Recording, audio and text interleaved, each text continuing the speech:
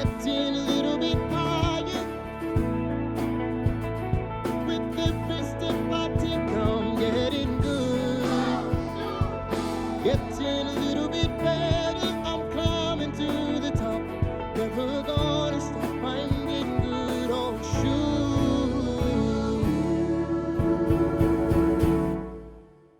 Hello, everybody. Welcome back to another episode of Oh Shoot. I am your host, Cassidy Lynne, and I am excited to welcome you back to another episode. We are talking all about the dreaded topic, Instagram, today. And this is a topic that lots of people ask about.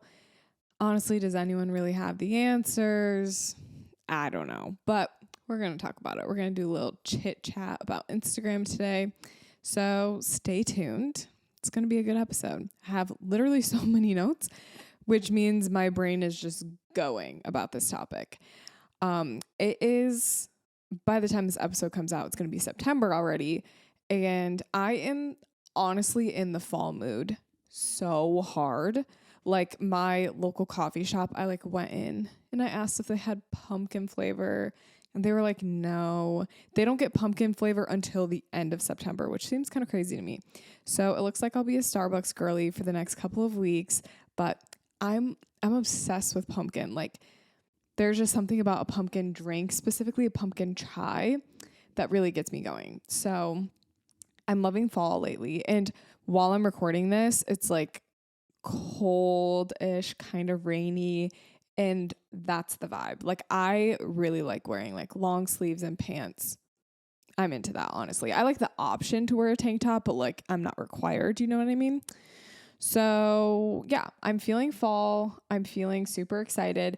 I just yesterday actually had this realization that right now is like booking season for next year. At least for me, I have literally so many people that want to book me for weddings. But like this is the important time where I need to set my boundaries, figure out how many weddings I want to take. Because if I don't do that now, like next year, I'm going to be like, oh my gosh, I took way too many weddings, which happened to me this year and happened to me the year before, which seems like a pattern.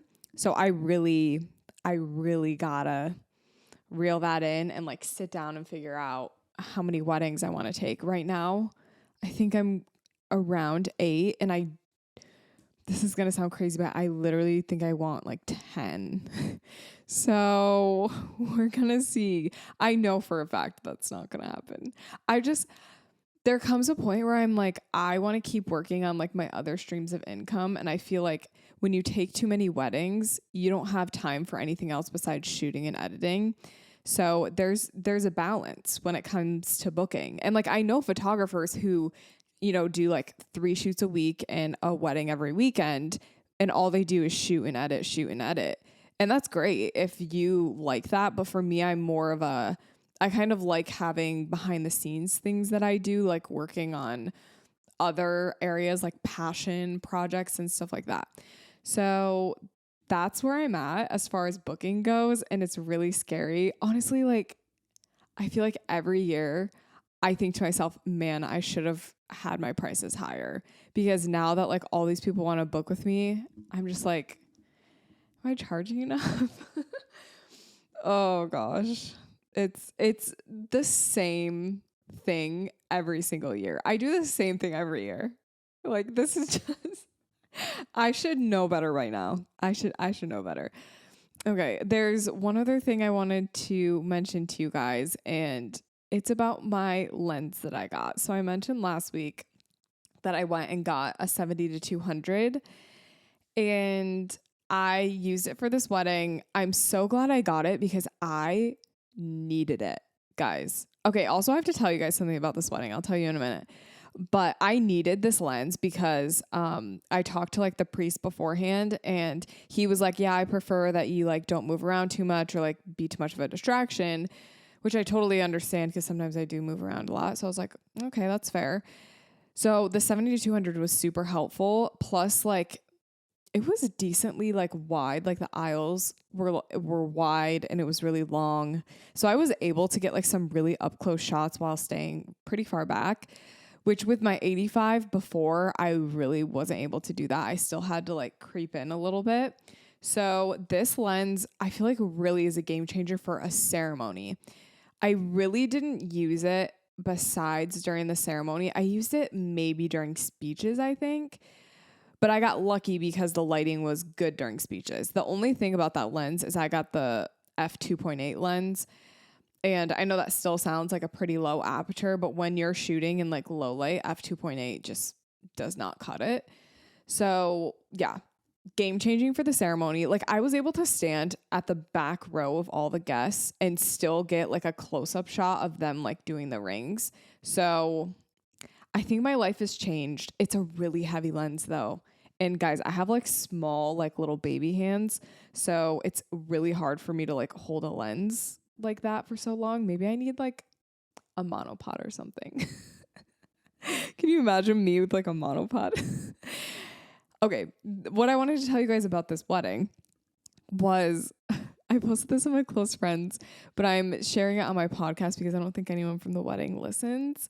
Which if they do, honestly, it's not that big of a deal. It's a literal fact that happened. But the priest at this wedding stood in front of the couple during their first kiss. And my shot of the couple during their first kiss is literally like they're kissing and then the priest is literally like right in front of them. And the worst part, the priest wasn't like looking at them. The priest was looking out towards the audience. So basically there was a stage, there were some stairs, and then the priest was like, there was like 2 stairs and the priest was at the bottom of the stairs and the couple was up at the top of the stairs and the priest was like down facing them, like doing the vows, whatever. And when he tells them to kiss, he like turns around and looks at the audience and they kiss and the priest is like looking at the audience, but he's standing right in front of the couple. Literally, the picture looks photoshopped. It is so funny. I don't know. It just, to me, it seems like common sense that you're supposed to move, but some people don't think about photography. Like, I get it. So what ended up happening was after they signed the marriage license, I asked the couple to go back on stage and we did like a first kiss and I made it look like it was a ceremony. But oh my gosh, in the moment, I was like, you have got to be lying. That has never happened to me before where someone actually stood in front of the couple during the first kiss. My brain cannot comprehend thinking that that's okay, but whatever. Okay, so today's episode, we're talking about Instagram. And specifically, I want to talk about in 2023 / going into 2024, how as a photographer you can use Instagram. And I think this topic is super important because basically we're getting into booking season, like I mentioned last episode. And when it comes to booking season, what you do now on Instagram is going to impact your bookings for next year. The way that social media works is the longer you delay your activity on social media, the longer it's going to hurt you. And I know there are some people listening who they're like, oh, I have a couple of reels made, but I can't get myself to post them, or, oh, I'll start tomorrow. Like, those type of people are listening to this podcast right now. And I want to tell you, like, that mindset sometimes works with other things, but with social media and Instagram specifically, the longer you wait to start, the more it's going to hurt you. And a lot of the times it can feel intimidating because you're like, oh, well, all these other photographers are way more ahead of me. They, have way bigger of a following. They're way more active. Their content's better. Like, they've just been doing it for longer. So I feel like I'm just behind. So I might as well not start. And I'm here to tell you, you need to start because the only person holding you back is you. You never know how it's going to go. And not only that, but like, no one really goes on Instagram and is like, oh, I follow 2 photographers. One is this person, one's this person, and this photographer does it better than this person. Like, I feel like a lot of photographers' social media is so different. Everyone does things so differently.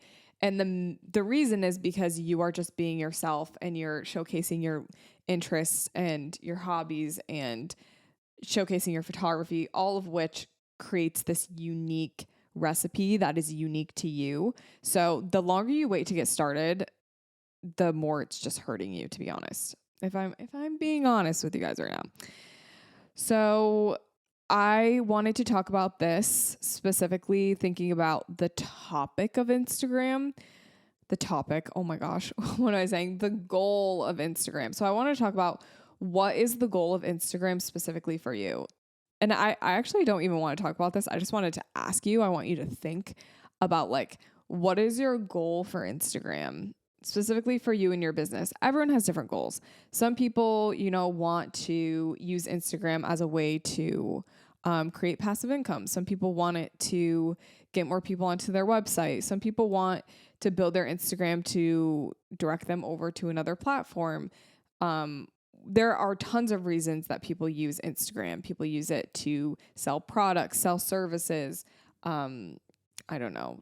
And you can have multiple goals as well. So just think about your goal and think about like, why is Instagram important to you as a photographer? Like, why is it an important tool to help you grow in the future?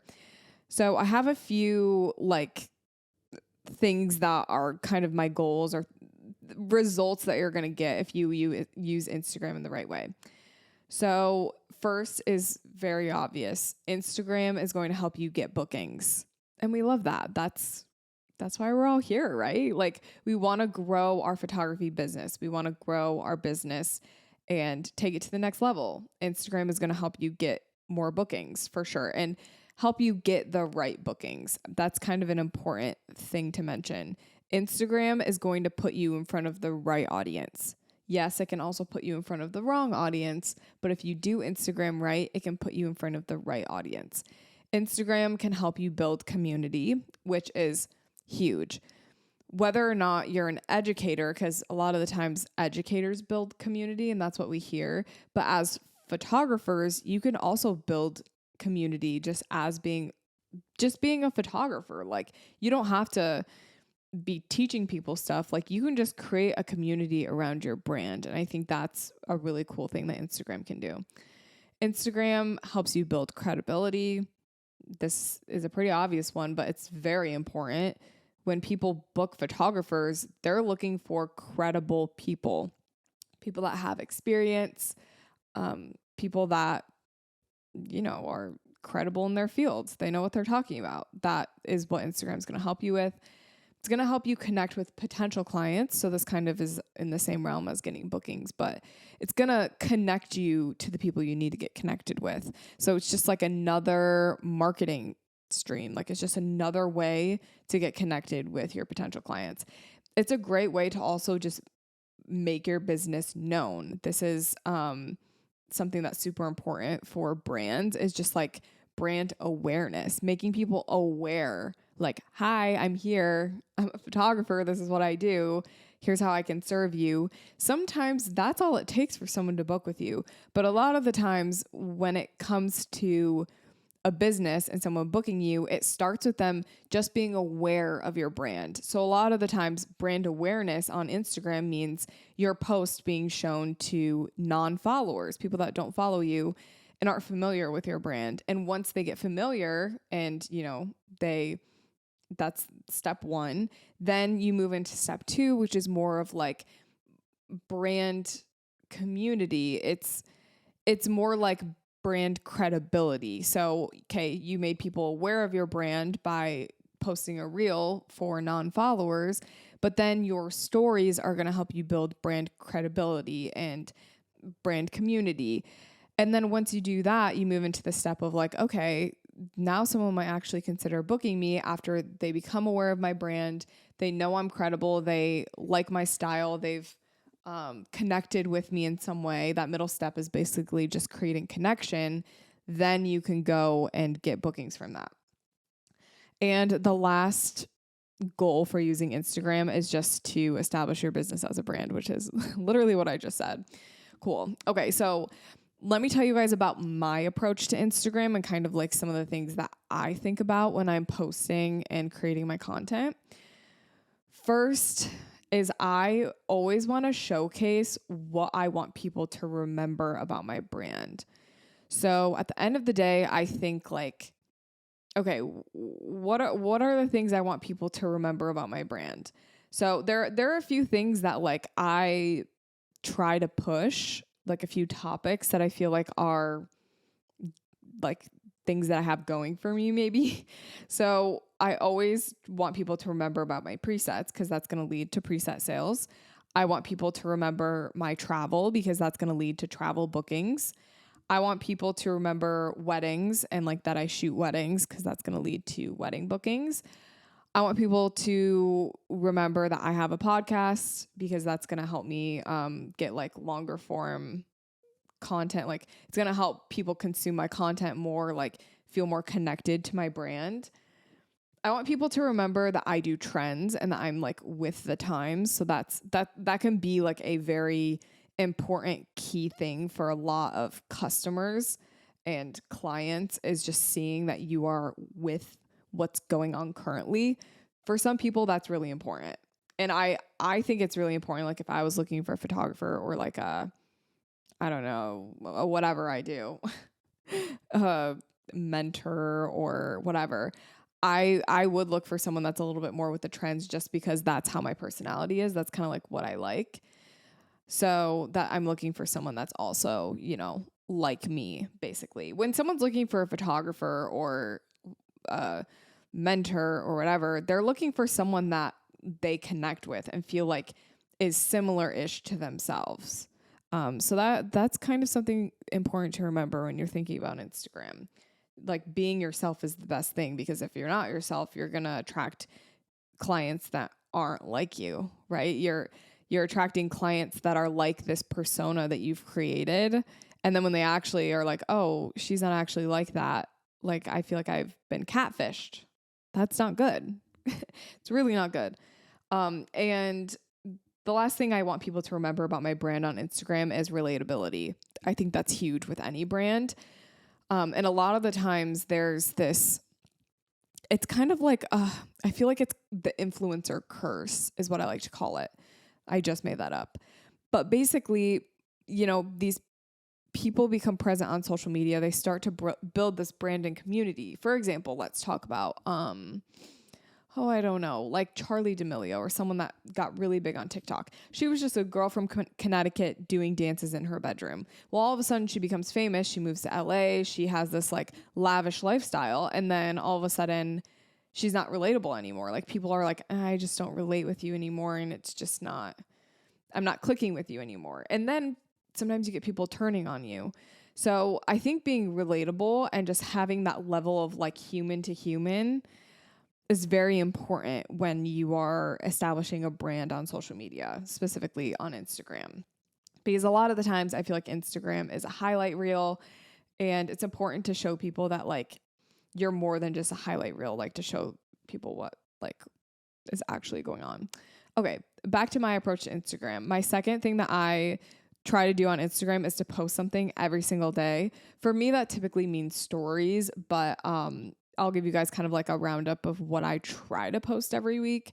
For reels, I do try to do 3 to 5 times a week. If I'm lucky, I'll post like Monday through Friday a reel. I don't find that weekends do very good for me. I literally went and just looked at like all my activity time, and I find on weekends, like people aren't that active on social media. I'm not either. Like I'm trying to be present. I'm trying to go to the beach. I'm trying to go on a walk. I'm trying to go to the dog park. Like I'm not trying to be on my phone on the weekend. So I've found that just staying within like the weekdays has been really good for me. Stories daily. I feel like that's pretty easy once you get into it. Just like a couple stories in the morning, couple stories in the afternoon, snap a couple things at night, whatever. Feed posts. This is something I struggle with. I should be doing feed posts like 1 to 2 times a week is what I have.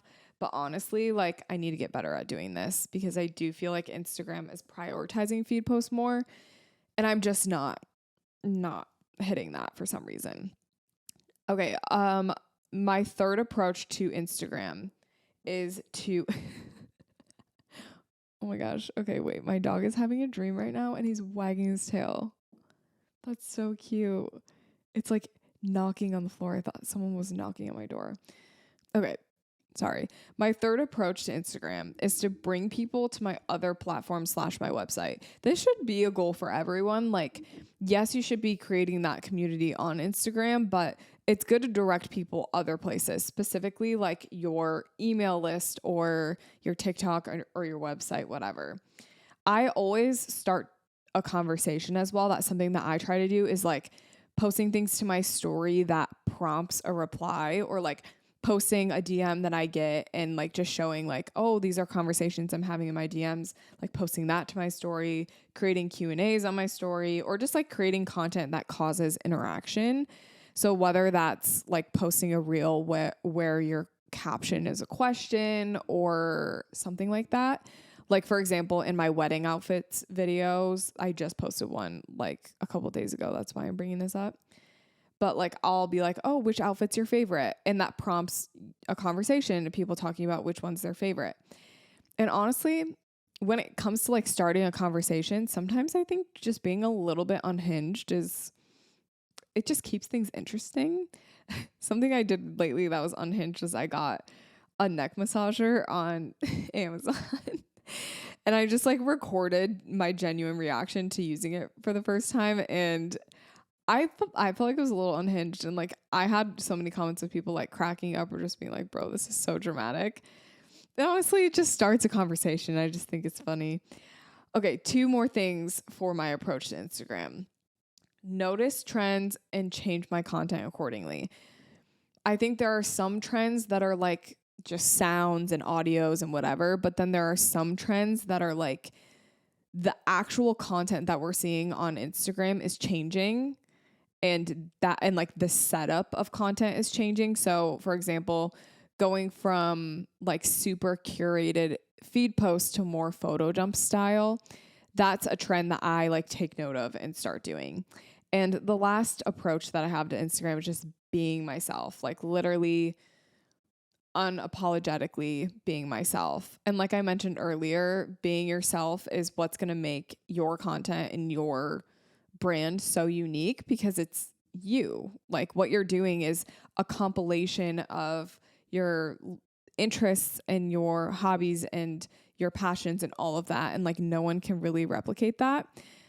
Another thing, I didn't write this down, but this is something that I've been thinking about lately, is just like posting what interests you. Like, yes, you're a photographer, you're a photography business, but I think creating that connection and really feeling passionate about social media means not just posting about photography. There is more to you than just being a photographer. You're a sister or a brother or a mom or an aunt or a partner or whatever, like a dog mom. You are all of these things. And on top of that, you're also a photographer. So include all of those things on your social media. Like, there are so many things in my career and in my life that I wouldn't be doing like certain content creation if I hadn't started posting about X, Y, and Z. So for example, like posting my outfits and stuff, or like my matchas. Like I wouldn't have gotten certain brand deals if it weren't for that type of content. You know what I mean? Or I don't even know, like there's just so many things that have come as a result of me just posting my hobbies and just things that I'm passionate about. Like me posting about going on a disc golf round with Charlie. Like I get people who DM me and they're like, oh, my husband disc golfs too. Or like, oh, I'm into disc golf. Or, oh, this looks so fun, I want to try it. Like there's so much value in not just being the photographer on your Instagram, but being more than that. Okay. I am beating that to death. I am done with that. All right, let's move on to content creation, and then we're going to do Instagram stories and Instagram reels. So for content creation, I think this needs to be a huge priority in your business and a huge part of your schedule. Even though it's busy season, I get it, you're busy. You need to make time to create content. Number one, it's going to save you from getting burnt out and being like, shoot, edit, repeat. Like it's gonna help to have something to break that up, and content creation I think is a really fun outlet for a lot of people. And if it's not in your schedule right now, you have to add this in. Like I said, the more you wait to start creating content, the more you're just hurting your business, and like you're missing out on opportunities that are right in front of you. Posting content is how you're going to get bookings, create community, build credibility, etc. So that's content creation is huge. The way I built my brand to where it is today is by creating the right content and posting the content. Like, it is really that simple. So when it comes to Instagram, it really just boils down to content creation, creating the right content and posting that content. That's literally the recipe, guys. Create the right content and post it. A lot of the times we get stuck on one of those two things, creating the right content. Sometimes we get stuck on that. We're like, I don't know what to create. I don't know what to say. I don't know what's going to perform well. Okay, well, the only way you're going to find out is by posting it. And if you create something and post it, then you can figure out, okay, like, this didn't perform as well as I thought it would. Let's figure out why. Or, you'll be like, oh, this went like pretty viral. I got like some good views on this. Let's replicate it and try something different. The best brands that are out there found what worked and then kept posting it. Find the right content, post it. Find the right content, post it. It is that simple. It really is that simple. So what content do you need to create as a photographer, specifically for Instagram? Well, when we're thinking about content creation, you need to be filming videos of literally everything. Your shoots, your daily activities, everything. Film everything. It's better to have more videos than not enough videos. And that is a lesson that I am still learning. Film everything and take photos of literally everything. If you're at a wedding, like, take tons of photos. Like, obviously you're taking tons of photos on your camera. Prioritize also like taking your phone out. Maybe you get like that little phone mount. I have a little phone mount on my Amazon storefront that's like mounted on your hot shoe of your camera that you can put your phone on it. Get one of those. Like, there's so many different things that can help you remember to take photos. I actually also got this like crossbody sling phone case. So it's like I put my phone in this phone case and it's literally like a purse, and I'll wear it during a wedding day because it's so easy to just whip my phone out. It's easier than having it in your pocket because it's right there. And I just like whip it out, look at it, take a quick picture and put it back down. It just drops to my side. It's super easy.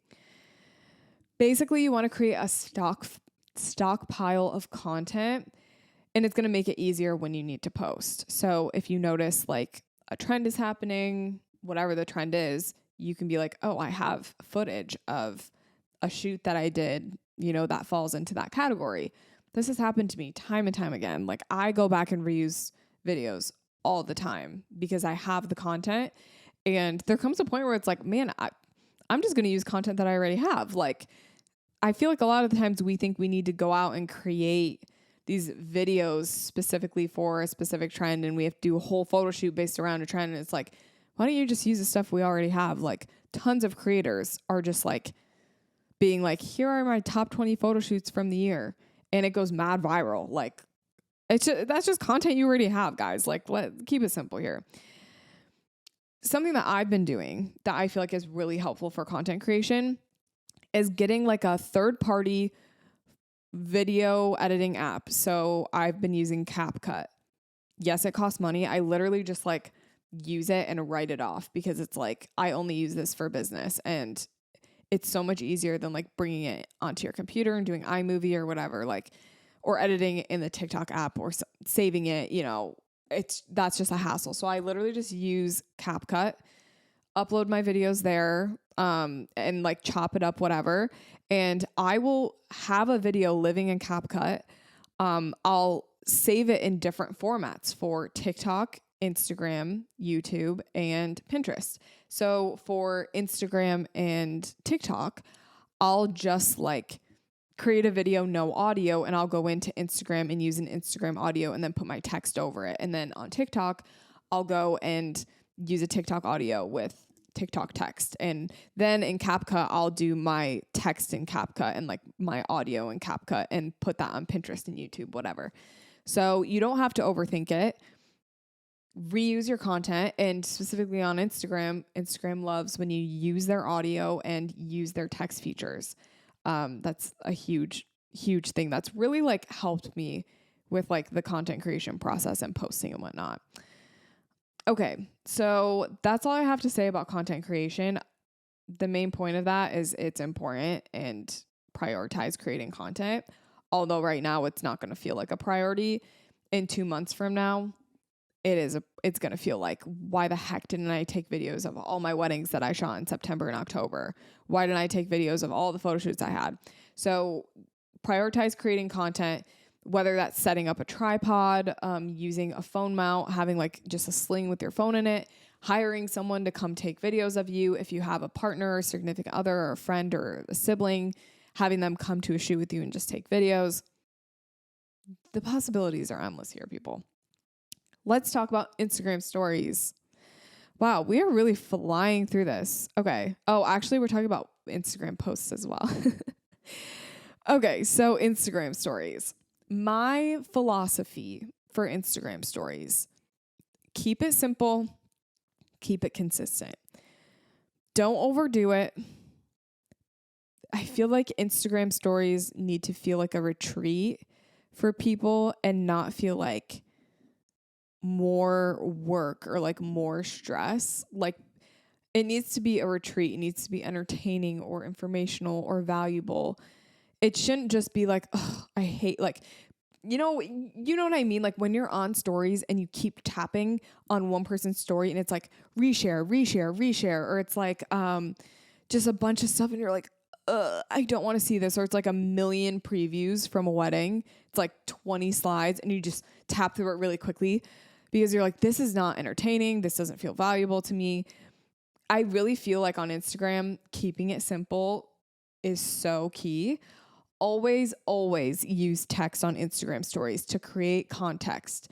The easiest way to get someone to swipe away is not giving context. You have a split second on Instagram stories to capture attention. If this happens to me all the time, I see tons of photographers doing this. They'll post a video of them talking, but they don't have captions. They don't have text. There's nothing that's going to make me swipe faster than that video. No offense. I'm sure you have great things to say, but I don't have my volume up. And quite honestly, I don't have the time to watch you set up your phone and give me like a 10-second intro. Like, we're on stories here. We got to move. Like, I'm on stories. I'm quick on stories. Like, I am the first person to swipe out of something or swipe past something. So attention span is so low. Use text. On Instagram stories, I think it's so important to tell a story and to make it interesting. Like, I think that captivating your audience is so key. Like I said, Instagram stories can be so boring. And I think like it's kind of a market that is a little bit untapped in the photography industry, is like having Instagram stories that are actually interesting and fascinating. That is so key. I have so many people that, not to toot my own horn, but I have a lot of people that will DM me, or like I'll get on like a mentor call and they'll be like, oh my gosh, I'm obsessed with your stories. I like watch your stories every single day. And I think that's very interesting because I put a lot of effort into thinking about, okay, what would be an interesting story for today? Instagram stories is literally in the name. Story. Instagram stories. Like, it's an actual story. Like, I would say like 5 slides a day. Create a story out of what you're doing. You know, it doesn't have to be anything fancy. Like I said, keep it simple, but tell a story. Create a series. This is something that I have said before, but I'm going to say it again. It's so just captivating watching a story and like unfolding with a series, like watching a series unfold. It's just like the best ever. I think of Kylie Keich. I don't know how to say her last name, but she creates series. She does these home renovations in her house by herself, and she redoes like rooms, and it's like renovating my bathroom day 1, day 2, day 3, day 4, day 5, day 6, day 7. Here's the reveal. That's a series. Okay. Another series was like my furniture saga on my Instagram stories, just like always coming back to the idea of, oh, I'm getting more furniture. Oh, it's messed up again. Like stuff like that. That is so intriguing and enticing as a consumer, but also like when you're creating your stories, it's fun and it's interesting to do that. So create a series and post more than just your photography. I mean, this is I feel like I already said this, but like if you have other hobbies or interests or other things that you do, post it, please. Alternate between static images and videos. I think this is an interesting strategy, but it does create that interest and keep people, on the edge of their seat a little bit. If you do like, here's a photo and then here's a video. And yeah, sometimes I think when Instagram stories are kind of all over the place, sometimes it's a little bit more interesting because you're like, whoa, I really got to pay attention to what's happening here because, we just went from your house to the supermarket and now we're at a park and now I'm back and now you're getting boba, like it's like, whoa, there's so much happening. I think sometimes that's a little fun, honestly. Avoid sharing posts and like reposting stuff to your stories. I think it's so important to create original content on your stories. Like I mentioned, I am so quick to just like swipe right past a reshare or a repost. It's like you posted it on your reels for a reason. Let's leave it there. Okay.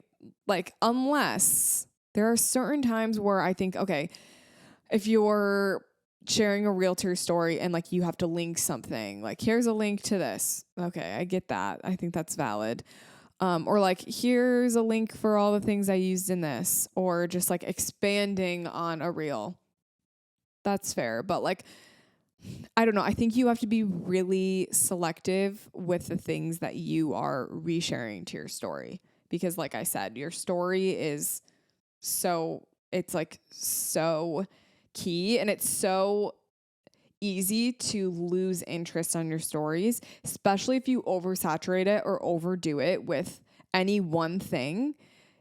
You're going to lose interest and you're going to lose views. The more that people swipe out of your story, like Instagram takes note of that and it'll lower your story views because of that. If you have so many people swiping out of your story, Instagram's going to be like, oh, this person's story isn't interesting. I'm going to put your ranking in the Instagram story rank. I'm going to put you at 20th. So like the chances of someone seeing your story is way lower. So that's something to think about as well. Like it's, once you lose interest, your views are going to go down, and it's kind of hard to get that back up. Okay.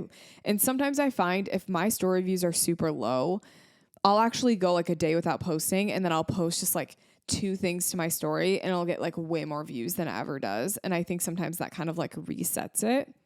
Just a theory that I have. I don't know if that's true. Let's talk about Instagram Reels. Wow, I feel like we are flying through this. Hopefully you guys are taking notes because I don't remember half of the stuff I've been saying. So first thing, when it comes to Instagram Reels, this is going to be the time to use your stockpile of content. So I have 3 rules when it comes to creating Reels. Number 1, create Reels with the purpose of grabbing attention. So when you're creating a reel, I want you to think about what topic do I want to talk about? And then once you have your topic, let's say your topic is eloping in Yosemite, then think about how can I grab attention for the topic of eloping in Yosemite? A few ideas.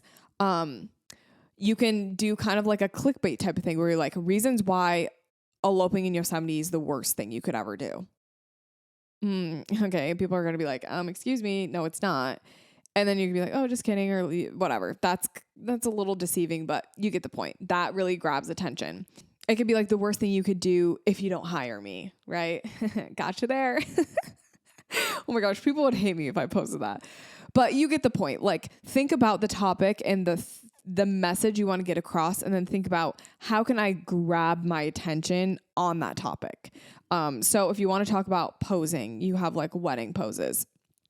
I'm going to go and be like my top 3 wedding poses if you feel awkward or uncomfortable while taking photos or while getting your photo taken. That's kind of a bad one, but you get the gist, okay?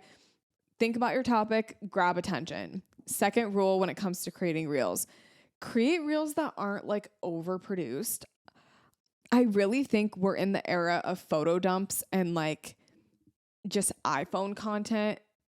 I sometimes when I see a reel that's overproduced, it's just like there's not a ton of reason for me to keep watching.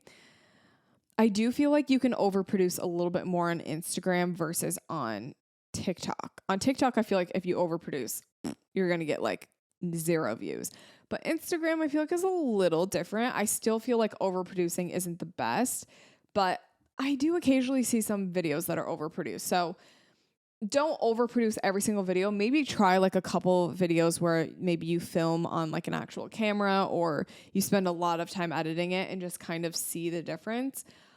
I'm just speaking from personal experience. A lot of my best performing videos are the ones that I spent 15 seconds filming. So just think about that for a minute. Okay, my third rule, create reels that have a purpose to them. There's nothing worse than watching a video and being like, why did I just watch that? Like, what was the purpose? Like, what was the reason that I just spent 30 seconds out of my day watching that video? You want people to feel like there was an actual purpose in them watching your video, whether that's giving a piece of education and a little tip or trick, whether that's inspiring and giving like a story. It could just be an interesting story, but whatever it is, make sure there's a purpose to it. And ultimately try to make sure that it benefits your audience, your reel, like, because at the end of the day, we're all selfish. Most people are selfish and they're like, okay, what did I just get out of that reel? Like, why did I just watch that? So making sure that your reels actually provide some sort of value is so important. I have 2 random tips. One, I think that lip syncing is kind of on its way out when it comes to like reels and TikToks. So just take that however you want it, but like just something I've noticed. And I literally say this almost every single podcast episode, but original audios are like so in right now. So try talking. Okay, guys. For specifically photographers, I have like a few random tips and just video ideas. Number 1, think outside of the box. I think that's like so important when it comes to reels. Like the best performing reels are the ones that are different and unique. So think outside of the box. And along these lines, something that I do is I allow myself to be inspired by things that are not just photography related. So like when I'm scrolling on TikTok or when I'm on Pinterest or whatever on my walk, I get inspired by things that aren't necessarily photography related, and then I'll bring them into my niche. This process looks different for everyone. I can't even explain to you what inspiration looks like for me because it's so random, so sporadic. But I think like being inspired by things that are not photography related is good because then you can go and bring it into your niche and it's unique. I mean, there's so many different ways. There's so much content out there that's not photography related. So many things that go on in the world. And it's like, okay, I'm inspired by this. How can I use this in my niche and like make something that's original? That's a huge tip. And that's something that I really feel like a lot of photographers need to hear right now when it comes to Instagram. You know what I love about Michigan? It's the fact that it was raining when I started this podcast episode and now the sun is literally out. My video is so much brighter. So if you're watching on YouTube, I deeply apologize because there's just no controlling that. Okay, where was I? Oh, I have some random video ideas for you guys. Take it how you want. Take or leave these ideas. But as I was just brainstorming, I was like, I think these are videos I've never really seen before, but they would do well for photographers.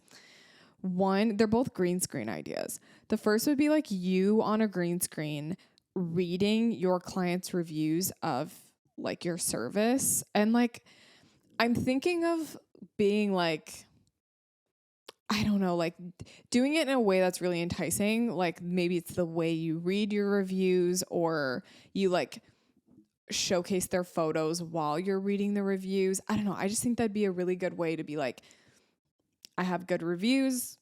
I'm trendy, I'm doing green screens, but also like it's kind of an interesting video to watch. So that's an idea. Another one would be a green screen of you explaining like why you chose every wedding preview that you did, or why you chose every preview for a shoot, and explaining like your thought process behind the shot, and like your crop and your edit, and like it kind of helps you show like I'm a good storyteller and here's why. Like here's my thought process. It shows that you're very intentional, and it kind of breaks down your creative process, which is like a really good just like way to connect with your audience. So those are 2 random video ideas that I think would be good for photographers. Okay, we're going to jump into Instagram posts. Yay. I don't like talking about this one because I struggle with Instagram posts. Like, look at my feed. Like, I literally don't post to my feed that often. I try to, but it's hard. So, number 1, photo dump style is still very popular. So, the photo dump does not look like it's going anywhere. So, yeah, I have tried doing this as like okay, wait, what? My note does not make sense. Oh, yes, it does. When it comes to photo dumps, try a photo dump with photography. So maybe show like a professional photo, behind the scenes photo. I have like a recipe later on that you can use for like a photo dump photography style type of post. So we'll talk about that. When it comes to photo dump style, you can try like bringing a point and shoot camera to one of your shoots and including some of those point and shoot photos in your photo dump. So basically, you're just creating a bunch of different types of content and putting that into one post. It's very hard because it's like it needs to seem random and sporadic, but at the same time, it's very intentional. It's almost harder than just like, here's 10 professional photos from a photo shoot. It's like, here are 10 random different types of content, all from the same photo shoot that all somehow flow together. It's a challenge. When you're doing this photo dump style, you need to like set up a tripod to get videos while you're shooting. Like really, that's going to help you so much. I mean, even to have the content for like content creation later for reels and stuff, but like you need the content also for posts. So I have a recipe here, and this is going to be your photo dump recipe for photographers. For if you take pictures professionally, here's like a little recipe that you can try. And I personally think that the best posts right now have a mix of media, and it's like there's a mix of story in a single post. It's almost like telling a story out of a bunch of random things. I don't know. Someone that does it really well is Emma Chamberlain. If you want to go look at Emma Chamberlain's like content just for inspiration to kind of like get an idea of what I'm talking about. But here's my recipe, okay? You start with a professional photo. Start with a banger, okay? But then your second is going to be like a behind the scenes still photo. And basically by doing that, you're showing like, okay, this is just not a typical photographer's post. Like it's a professional photo, and then like, what is this behind the scenes photo doing here? Like, this is so unlike photographers. So it's kind of spicy, right? Then your third photo is going to be like a random detail. This can be a professional photo that you took. This could be like something you snapped on your phone. This is where the concept of snapping random photos on your phone throughout a wedding day or throughout a photo shoot is going to be really important. So a random detail is photo number 3. Number 4 is maybe going to be like a point and shoot shot or like a lower quality image. So it's going to still showcase the photo shoot or your subjects, but it's going to be like something a little bit different. Maybe it's a different type of edit or whatever. Number 5 is going to be another professional photo, but this professional photo, I want it to be like completely different setting than that first professional photo. So whether it's like an outfit change or a location change or lighting change or something like that.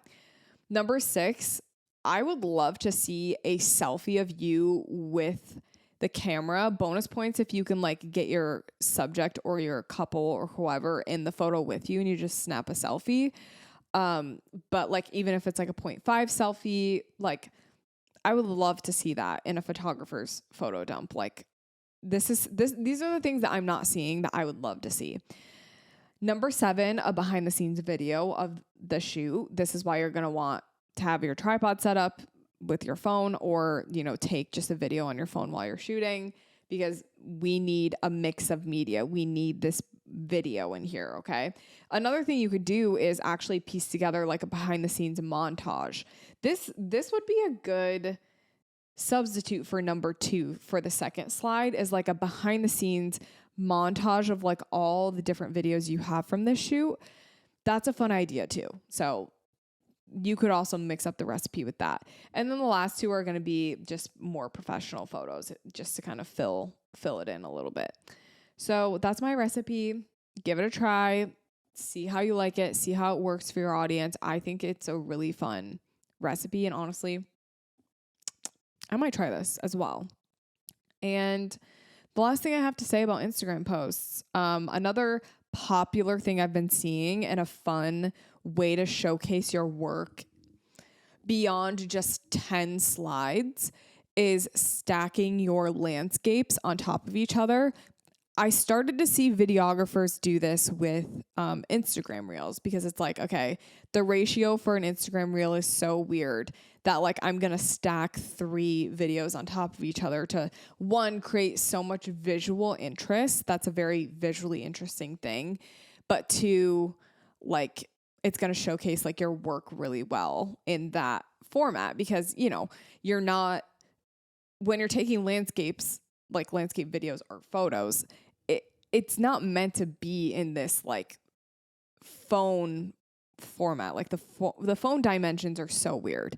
So that translates over really well to using your landscape photos and stacking them 3 on top of each other in your Instagram posts. 1, it allows you to showcase more photos than just 10 photos. 2, it's visually interesting. 3, it helps to showcase your storytelling ability. So maybe try for like this recipe is like a single photo and then 3 photos stacked on top of each other, then a single photo and then 2 photos stacked on top of each other. Something else that's interesting is actually rotating your images in ways that are like unconventional. So if you have like a photo of your couple in the middle of a field, and they're just standing there, the sky's all open, rotate that photo sideways and have like, I don't know, it's just something that's different and more visually interesting. So that's all I have for this episode on Instagram. I do hope my goal with this episode was to kind of motivate you to try new things, create content. And specifically this episode was for anyone that kind of feels stuck in content creation, unmotivated, maybe feels too busy. I wanted to light a little fire under you and get you going when it comes specifically to Instagram, because it's such a huge platform for photographers. It's so helpful for bookings and for growing your business. So let's use it. Remember, the only thing holding you back from getting bookings from Instagram is by not posting today. Okay, got it? Thanks for listening, everyone. All my Cassidys out there, thank you so much for being a part of this episode. I hope you liked it. I will see you for another episode next week. Have a great day.